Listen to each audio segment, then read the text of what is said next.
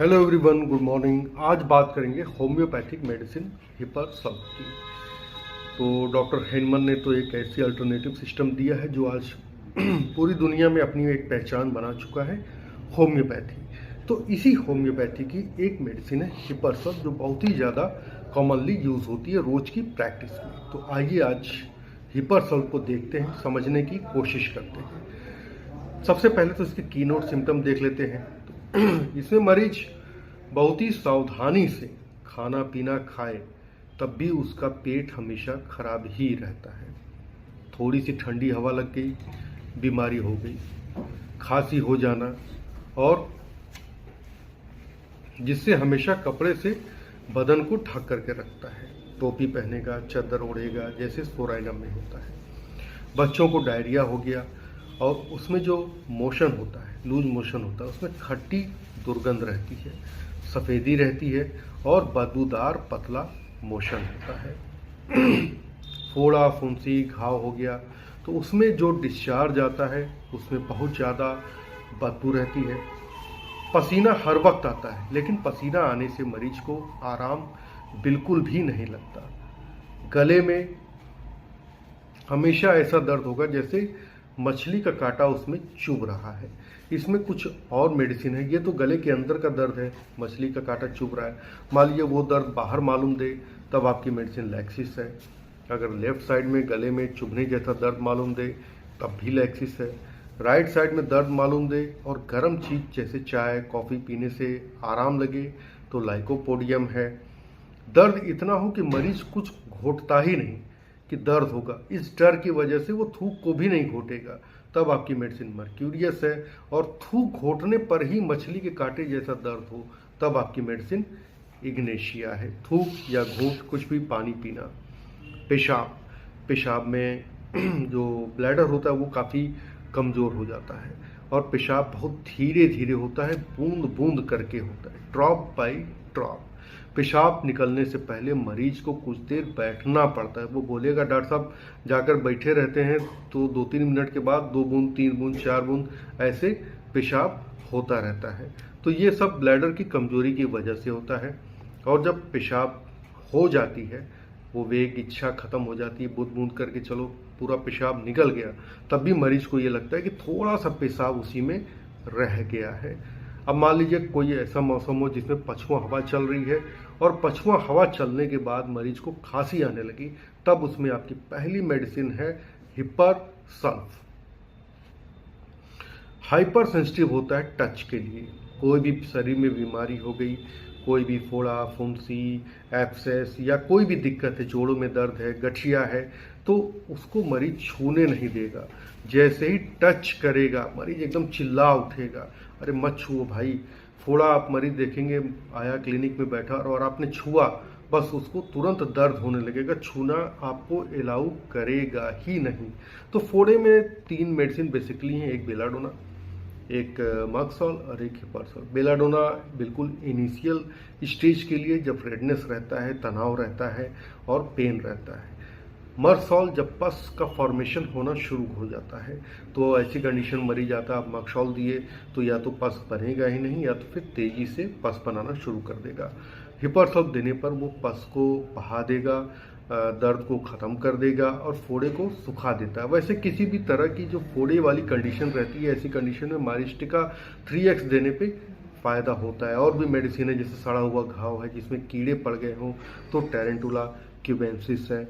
और मान लीजिए जो लोग 2-3 मेडिसिन दे सकते हैं, तो गन पाउडर भी किसी भी इंडिकेटेड मेडिसिन के साथ आप 3x या 6x पोटेंसी में दे सकते हैं। मरीज ठंडी हवा बिल्कुल भी बर्दाश्त नहीं कर पाता। ठंडी हवा चलेगी, तुरंत दरवाजा खिड़की सब एकदम बंद करके चद्दर ओढ़ के सो जाएगा। उसको लगता है कि ठंडी हवा जैसे ही शरीर में लगेगी उसकी सारी तकलीफें। हिपरसल्फ फोड़े फुंसी घाव में 2 तरह से काम करती है।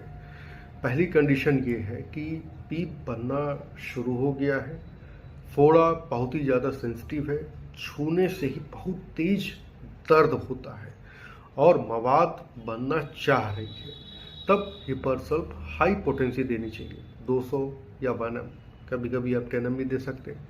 तो वो पस को फॉर्मेशन कर देगी, दर्द में कम हो जाएगा और फोड़ा बहना शुरू हो जाएगा। ठीक है। दूसरी कंडीशन, जब पीप बन चुकी है, काफ़ी अंदर की तरफ है, ऐसी कंडीशन में पेन है, सेंसिटिव टू टच है, तो लो पोटेंसी देनी चाहिए 3x 6x। तो वो उस बने हुए मवाद को, पस को बाहर निकालना शुरू कर देता है और सारा तकलीफ ठीक हो जाती है, फोड़ा सूख जाता है। मर्क्यूरियस और हिपरसल्फ में भी काफ़ी फ़र्क है। जैसे मर्क्यूरियस सेंसिटिव टू टच नहीं होता, जबकि हिपरसल्फ सेंसिटिव टू टच होता है, और न कि सिर्फ सेंसिटिव होता है बल्कि हाइपर सेंसिटिव होता है। मर्क्यूरियस में पस को बनाने और बाहर निकालने की क्षमता उतनी नहीं होती जितनी हिपरसल्फ में है। अब सपोज कोई फोड़ा हो गया है, उसमें ढेर सारा पस है, तो कैलकेरिया हाइपोफॉस देने से भी वो पस पूरी तरह से डिसॉल्व हो जाता है और फोड़ा सूख जाता है। डॉक्टर नैस ने केस डिस्कस किया था, जब नैस की बुक पढ़ेंगे आप, कि एक पेशेंट को टिबिया बोन पर फोड़ा हो गया था और वो धीरे धीरे बढ़ते बढ़ते इतना हो गया था कि टिबियल बोन में कैरीज होने लगे, हड्डी भी सड़ने लगी, और ऐसी कंडीशन में उन्होंने कैलकेरिया हाइपोफॉस दिया था और मरीज पूरी तरह से ठीक हो गया था। लाइकोपोडियम की बात करें तो स्किन के अंदर छोटे छोटे फोड़े होते हैं जिसमें पस बन जाता है। अब फोड़ा चाहे छोटा हो चाहे थोड़ा बड़ा हो या बड़ा हो, स्किन के अंदर है, पस फॉर्मेशन है, आप मेडिसिन देंगे लाइकोपोडियम, फोड़ा सूख जाएगा। लाइकोपोडियम और हिपरसल्फ में फ़र्क अगर डिफ्रेंशिएट करना है तो मरीज से पूछिए कि गर्म सेकने से अच्छा लगता है कि तकलीफ बढ़ जाती है। अगर तकलीफ बढ़ जाती है तो लाइकोपोडियम है, आराम मिलता है तो फिर आपकी मेडिसिन हिपरसल्फ है। वहीं दूसरी तरफ जो साइलिसिया है वो ज़्यादातर सर्जरी करने के बाद अगर ब्लेड से फोड़े को चीर दिया गया तो उसके बाद ज़्यादा काम आती है। पस फॉर्मेशन बनाना कम हो जाता है साइलिसिया के इस्तेमाल से। अलग अलग पर्सनालिटी भी होती है, जैसे कि साइलिसिया का मरीज दुबला पतला होता है, हाथ पैर दुबले पतले होते हैं, पेट निकला हुआ रहता है, माथा चौड़ा रहता है। एनीमिक होता है मरीज, सर पे ज़्यादा पसीना। ये कंडीशन रहती है साइलिसिया केस में, एब्सेस में। लेकिन फिर भी मेरा अनुभव है कि कोई सर्जरी हो गई, घाव सूख नहीं रहा है, उस समय साइलिसिया देने पर घाव में पस बनना बंद हो जाता है। ब्यूबोस की बात करें तो मर्क्यूरियल एक्सपोजर, मर्क्यूरियल पॉइजनिंग, पारे की पॉइजनिंग, जैसे जो लोग पारे को टच करते हैं, हाथ लगाते हैं, ऐसे लोगों में ब्यूबोस हो गया। अब अगर पस बनना शुरू हो गया है, वेरी सेंसिटिव टू टच, हिपरसल्फ दीजिए, पस को निकाल देगी और घाव भी सूख जाएगा।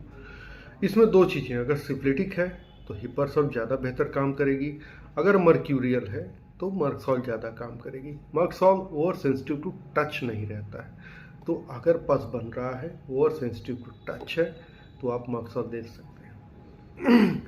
ऐसी कंडीशन में साइलिसिया बहुत बढ़िया काम नहीं करती है, मैंने अपने भी क्लिनिकल प्रैक्टिस में देखा है। बेहतर होगा कि हिपरसल्फ या मर्क्सॉल की तरफ आगे बढ़े। अब बात करते हैं क्रूप की खांसी की। तो इसमें मेनली 3 मेडिसिन है, एकोनाइट, स्पॉन्जिया और हिपरसल्फ। तो एकोनाइट क्या है कि बीमारी के शुरुआत में दिया जाता है, जब पहली अवस्था होती है, फर्स्ट स्टेज, बुखार आता है, मरीज बेचैन रहता है, दर्द से छटपटाता है, प्यास ज़्यादा लगती है, नींद में सोता हुआ उठ जाता है, थोड़ी बहुत घड़घड़ाहट होती है, इरिटेशन होती है, सांस लेने में दिक्कत होती है, फिर बच्चा सो जाता है, फीवर काफ़ी तेज रहता है। एकोनाइट का जो फीवर होता है या जो भी तकलीफ रहती है वो आधी रात से पहले तक होती है। अगर आधी रात के बाद भी हो रही है तब आपकी मेडिसिन हिपरसल्फ है। एक और पॉइंट है, एकोनाइट में स्किन ड्राई, सूखी रहती है, जबकि हिपरसल्फ में मॉइस्ट रहती है, छूने पे हल्का पसीना टाइप का मालूम देगा। स्पॉन्जिया में क्या होता है कि सांस लेने में बहुत ज़्यादा खिंचाव मालूम देने लगे, सांस लेने और छोड़ने में जैसे आरी चलाई जाए, घर घर की आवाज़ सीने से आने लगे, सूखी खांसी रहती है और सीने से घड़ घड़ की आवाज़ आती है। और रोग लक्षण आधी रात के बाद बढ़ जाता है। कभी कभी तो कुछ डॉक्टर्स अगर मरीज को फीवर बहुत ज़्यादा है तो एकोनाइट और स्पॉन्जिया अल्टरनेट में चला देते हैं। हिपरसल्फ ये मैं पढ़ के सुनाऊंगा जो बुक में लिखा है, क्योंकि इसका एक एक पॉइंट बड़ा इंपॉर्टेंट है, मुझसे बोलने में भूलना नहीं चाहिए कुछ भी। तो आधी रात के बाद आखिरी रात में सवेरे की तरफ और ठंडी हवा से रोग बढ़ जाता है हिपरसल्फ का। हिपर की खांसी कभी सूखी, कभी घड़ आवाज़ के साथ होती है और कभी नरम और सीने में घड़घड़ाहट बनी रहती है, या फिर वीजिंग साए साए की आवाज़ आएगी। लेकिन इतना याद रखना चाहिए कि अगर काली खांसी है, क्रूप, तो पहले एकोनाइट और स्पॉन्जिया का प्रयोग करना चाहिए। इसके बाद जब कफ कुछ ढीली हो जाती है फिर आप हिपरसल्फ दीजिए, वो खांसी पूरी तरह से ख़त्म हो जाएगी, कफ ढीली होगी और पूरा कफ बाहर निकल आ जाएगा। हिपरसल्फ में जो कफ निकलता है वो ढीला रहता है और थोड़ा सा म्यूकस टाइप का, चिपचिपा टाइप का रहता है। काली खांसी में एकोनाइट, स्पॉन्जिया और हिपरसल्फ के साथ अगर कोई दवा फ़ायदा नहीं कर रही तो ब्रोमियम और आयोडियम का भी सहारा लिया जा सकता है।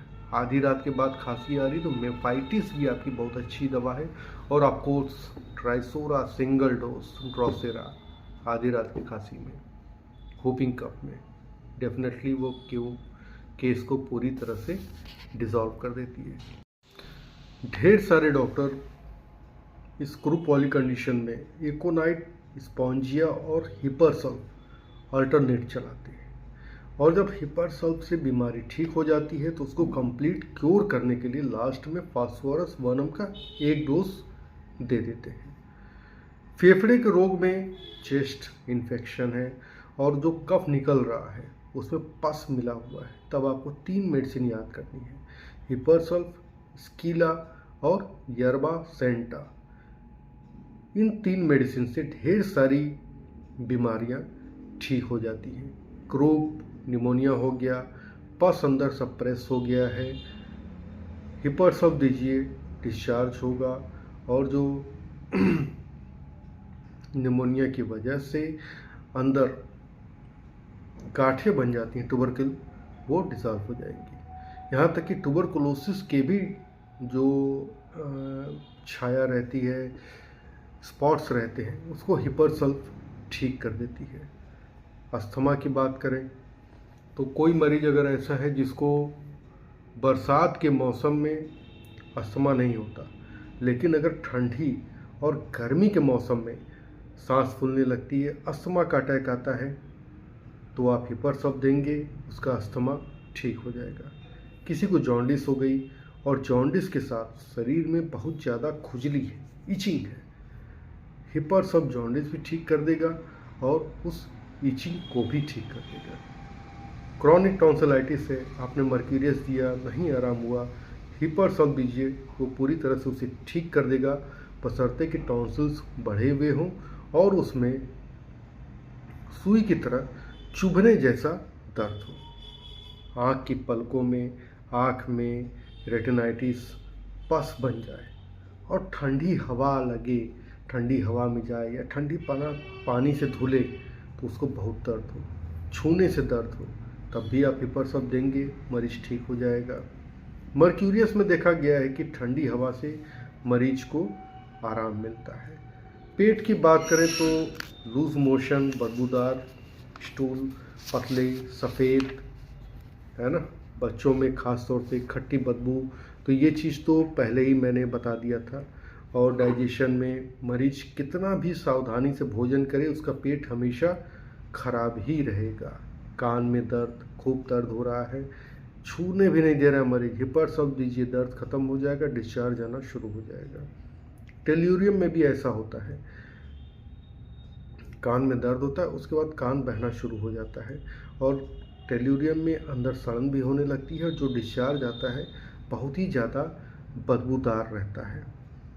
स्किन डिजीज़ में शरीर पे दाने निकल जाते हैं, फोड़े, फुंसियाँ, पस, जिसमें बदबू रहती है और छूने से सेंसिटिविटी बनी रहती है, और अगर गर्म सेका जाए तो उससे उसको आराम मिलता है। तो ये थी हिपारसल्फ इन द शॉर्ट की नोट सिम्टम, जो आमतौर पे हम लोग अपने प्रैक्टिस में यूज़ करते हैं। गैंग्रीन में भी आपकी हिपारसल्फ बहुत ही अच्छी मेडिसिन है। वैसे तो सबसे पहली मेडिसिन लैक्सिस है पिक्यूलियर गैंग्रीन के लिए, लेकिन गैंग्रीन अगर नहीं है और घाव है, उसमें सड़न हो रही है, तो आप कैनोडुला से उस घाव की धुलाई कर सकते हैं और हिपारसल्फ देंगे तो वो घाव पूरी तरीके से आराम मिल जाएगा। अब आइए इसकी मोडालिटीज़ पे ध्यान देखते हैं। तो जिस साइड तकलीफ़ है उस करवट सोने से तकलीफ़ में बढ़ जाएगा। ठंडी हवा है, देह खुली हुई है, चद्दर नहीं उड़े हुआ है, तो तकलीफ़ बढ़ जाएगी। फोड़ा फुंसी या किसी पार्टिकुलर जगह पे परेशानी है, थोड़ा सा भी छूने, अरे यार बहुत दर्द हो रहा है क्यों छू दिए, हिपारसल्फ छूने से भी तकलीफ़ बढ़ जाती है। मर्क्यूरी या पारे के एक्सपोज़र पहले बार बार हो चुका है, या ठंडी चीज़ खाए आइसक्रीम कोल्ड ड्रिंक, तो उसकी सारी तकलीफ़ बढ़ जाएगी, टॉन्सिल्स बढ़ जाएंगे, फीवर आ जाएगा, खांसी आने लगेगी। आराम कैसे मिलता है? गर्मी से, या गर्म कपड़ा ओढ़ने से, खूब चतर उतर ओढ़ लेगा तो आराम हो जाएगा। तो ये थी आपकी हिपारसल्फ इन शॉर्ट की नोट सिम्टम, जो यूजुअली हम लोग अपने प्रैक्टिस में यूज़ करते हैं। Thank you.